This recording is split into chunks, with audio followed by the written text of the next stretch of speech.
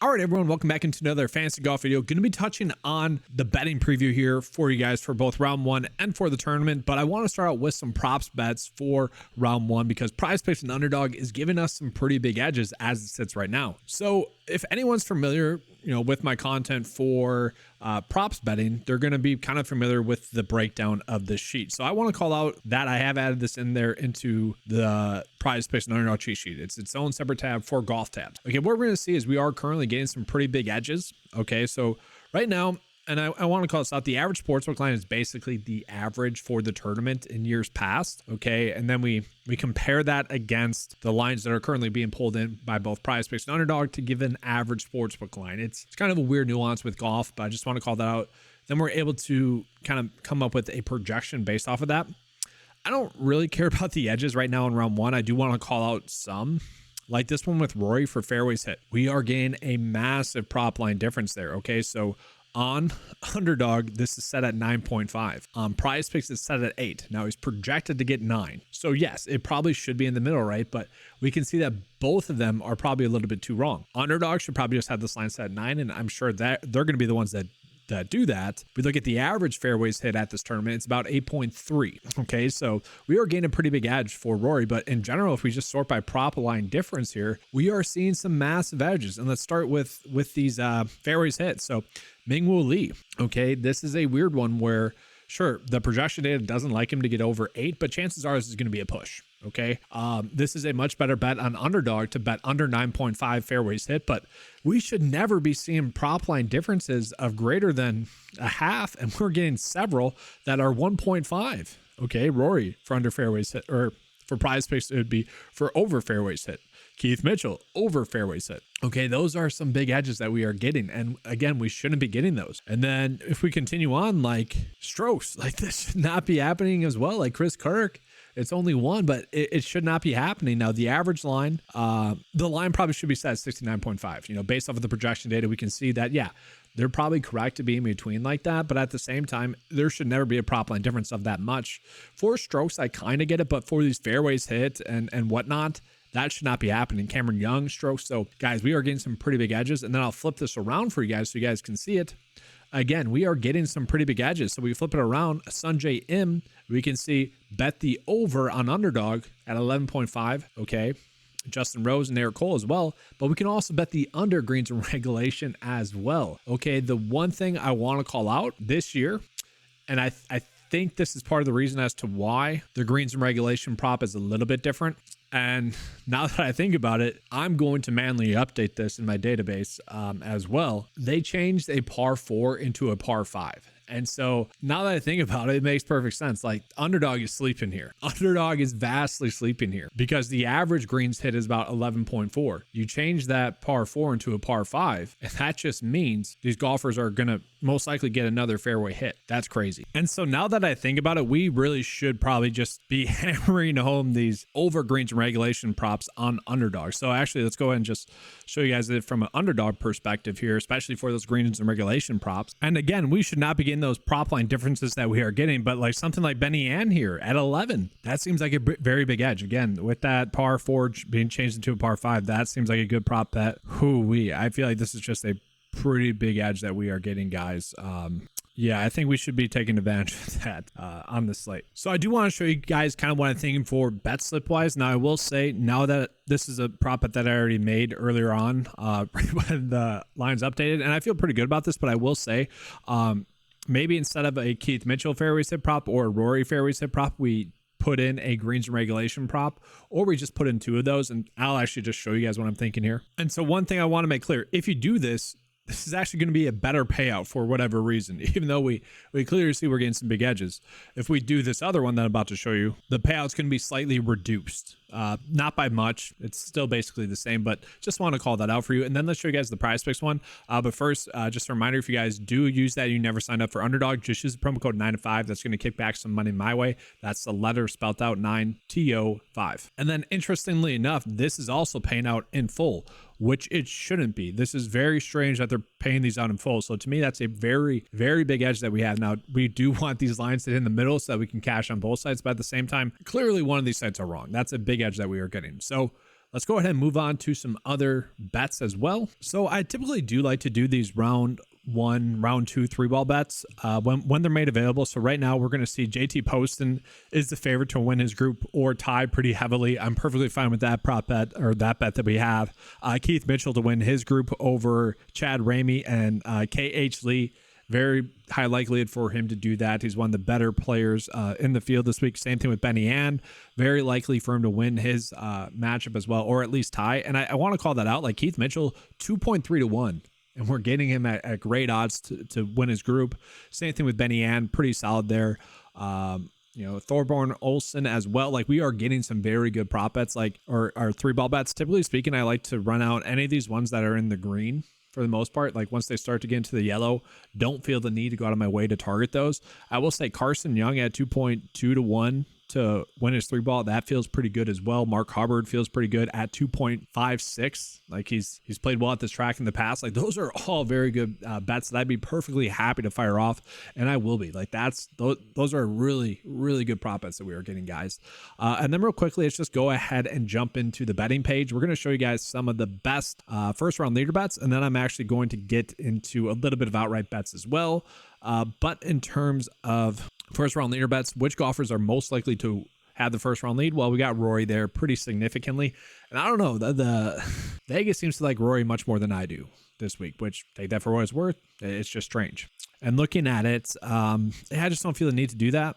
I know we have some tee times here as well in terms of early advantage. Rory, Cameron Young, Benny Ann, no surprise there. It's actually just pulling the rank for that though. And I do just want to remind people, like BetMGM, they pay out ties to my knowledge still. So like T10 in ties, T5 in ties, T3 in ties in the first round. So like honestly, a much more profitable way to go about attacking first round leads is to bet top 5s or top 10s on BetMGM. Like that's just the better route to go. And we're going to see, typically speaking, they already given us like some of the best odds for first round leader betting. But we're going to see Jaeger. Yeah, Jaeger makes a lot of sense to have the first round lead. Again, you can get him 50 to 1 on DraftKings, BetMGM. But again, that's going to be a good bet on BetMGM. I basically purely do that on BetMGM is first round leader type bets, T5 and whatnot. Benny Ann, then Rory, I'd be fine with. Pavan, I really like 60 to 1 on DraftKings to have the first round lead, but again, T5 and ties feels very good. And really, I typically just go with the first 7. And so 1, 2, 3, 4, 5, 6, 7. It's look at that. So I feel pretty good about those ones. And then outright wise, I do just want to talk about my favorite outright. And I'm just going to use the 9 to 5 right up here. Again, this is a weekly thing that I do. Make sure to be checking that out. It's available on the homepage on 9to5sports.com. Just like one scroll and you're there. But in terms of the outrights that I want to be on, it's kind of a long list. Don't get me wrong. And I want to call out, and I touched on this on the top of this write-up as well, is that this tournament is strange. Like it's easy to predict in terms of like who's going to play well. It's typically harder to predict in terms of like picking an outright winner. Now, I've been on Sanjay Im in the past. He was the easy outright winner. In the past, I don't know, this tournament's been going on a long time. Just over the past 5 years now, was on Matt Jones at 70 to 1 as outright winner as well. That year, I had 9 outright bets because the field kind of goes deep in terms of who you want to be on. Seb Straka and Chris Kirk were both in the player pools the years they won it. So again, you can kind of figure out who are going to be good plays. Typically, though, it's more random in terms of who wins. But I do like Carson Young, Justin Lauer, and Benny Ann is Carson Young and Justin Lauer is kind of long shot bets. And so we can see their average odds, Carson Young and Justin Lauer there. So 179 to 1 is his average outright odds. That's pretty crazy. And then Carson Young, 131 to 1. Do we need to go that deep? Probably not, but they are looking like pretty good plays. Justin Lauer is going to be, top 38 play in the 9 to 5 model this week as well. 21st in the field is Carson Young. So do you need to bet them outright? Probably not. Like, I'm not saying you have to do that. Like Justin Lauer, I'll show you guys his odds here. Like we are getting massive odds. So yeah, sorry. 170 to 1 on FanDuel. That is crazy, right? Those are very good odds. But if you just want to make the cut again or to top 40, like I mentioned, you guys should do last week, I feel fine about that. If you want to bet him to the top 20, you can get that at 5 to 1. So that's pretty good odds there for him. We're going again to Carson Young as well. We saw, he feels clearly mispriced, but his lines that we're getting average sportsbook wise, are going to be more consistent across the board. But at the same time, feel pretty good about those. And I just realized round one outright bets does not make sense. Let's just take that title away. But yeah, Carson Young, if you want to bet him again to top 40 or make the cut, we're not getting those lines for him just yet. But let's say top 20, 4-1. I feel pretty good about that as well. And then we jump back into some of the other outright bets that I'm on. Benny Ad feels very good. He did put out some tweet about, like, someone was saying that they're going to bet him, and he was like, ooh, that's like the tweet he put out. So I don't know. He feels very like a great play. You can see he has a 21st place finish and a 4th place finish, 5th best pick in the 9-5 model. And so, like, you can get him pretty good for a made cut at least. Like, I know it's not that much, 0.3-1, but like that feels like pretty easy money there. If you want to bet him to top 20, 1.5-1, that seems very strange as well. You know, he's one of the better players in the field, has played well at this track in the past. Talking about a player that has played well at this tournament in the past, Eric Cole is going to be one of my favorite outright bets as well this week. Eric Cole obviously lost in a playoff last year, but he's looking like, well, he is the best pick in the 9-5 mile. He's looking like a great play, and you can get him at 25-1 odds. Okay, very good stat fit, good course history, been playing well as well. Feels very good about him as a pick. And then Jaeger. The worry with Jaeger for quite some time was his lack of upside. And I don't know if that's went away necessarily, but we can get him at 40-1. That feels pretty good. But he's had 2 top 3 finishes over his past 3 starts. I feel pretty good about that with Jaeger. You know, we can get him at 4.1 to top 10. Like, that's pretty good. Jaeger is someone that does have course experience, has gotten better both times as well. You know, very good stat fit in the field, 6th best in the field. So feel very good about him. We can see he's the 6th best pick in the 9-5 model. Russell Henley is a very good play as well. And then we'll get into Alex Noren and Bo Hosler here. So Alex Noren is a play that I'm flirting around with putting into my one and done. I feel very good about that, but I also, because he's very good in like driving accuracy right now, which can be a key stat here, we can get him at 60-1. And so, like, he is clearly a great play. Like, we pull him up data wise here, we can see top 10 pick this week in the 9-5 model. So that to me is something that stands out, and he does have pretty good course history, been playing good enough. He to me feels very similar to Seb Straka, to Matt Jones, to Chris Kirk as winners in previous years, and I do think he's a good option. You can get him on FanDuel 0.5-1. So that's pretty good. You know, place, let's say, I never like to put a number on it, but let's say whatever, $10 bet on him to make the cut. You know, you're going to get around $5 back. That's not bad. I actually think that's pretty good. We're going to jump into Russell Henley here. So Russell Henley to me is kind of getting a little bit disrespected. 25-1, like that feels too low for him. He is very much hit or miss though. Like, if you wanted to bet him to top 10 at about 2.8-1, I wouldn't mind that, because he's very hit or miss. Either he's dialed in or he's not. I don't mind that as a route. And let's talk about Bo Hosler. Like, I don't know. He's been playing some great golf for sure.